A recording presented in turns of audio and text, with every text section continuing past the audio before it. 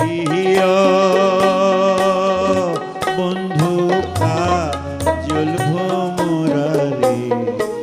বাংলা লোকসঙ্গীতের এক কালজয়ী কণ্ঠ নিভে গেল, যিনি ভাওয়াইয়া গানের প্রতিটি পংক্তিতে তুলে ধরেছিলেন উত্তর বাংলার প্রাণ, যার কণ্ঠ আজও বহুশ্রোতার হৃদয়ে প্রতিধ্বনিত হয়। সে মুস্তফা জামান আব্বাসী চলে গেলেন না ফেরার দেশে।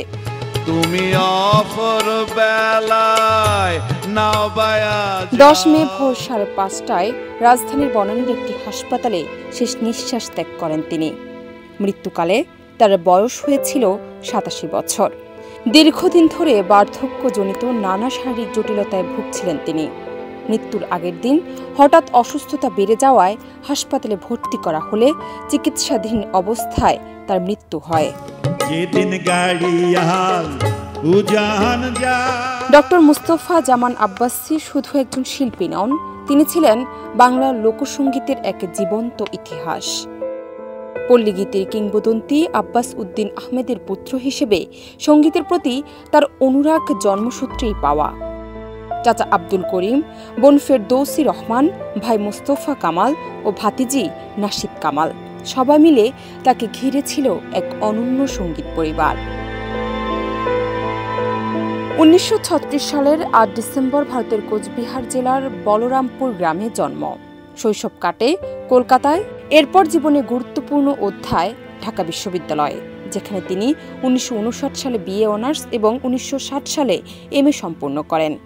এরপর হার্ভার্ড গ্রুপ থেকে মার্কেটিং শিক্ষা নিয়েও তার মন পড়ে থাকত লোকসুরের গভীরতায়। ভাওয়াইয়া, ভাটিয়ালি, চটকা, বিচ্ছেদী যে গানেই তিনি কণ্ঠ দিতেন, প্রাণ পেত সেই সুর। একাধারে শিল্পী, গবেষক, উপস্থাপক ও লেখক হিসেবে তিনি রেখে গেছেন অমূল্য অবদান। বাংলাদেশ শিল্পকলা একাডেমির মহাপরিচালক, ইউনেস্কোর জাতীয় সঙ্গীত কমিটির সভাপতি, আন্তর্জাতিক সঙ্গীত মঞ্চে বাংলাদেশের প্রতিনিধিত্ব সব জায়গায় ছিল তার বলিষ্ঠ উপস্থিতি।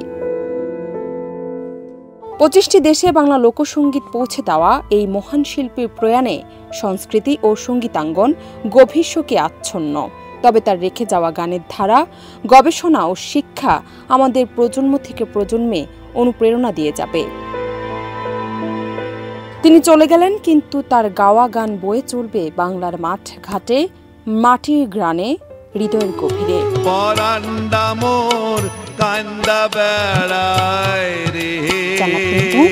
দেশ রূপান্তর।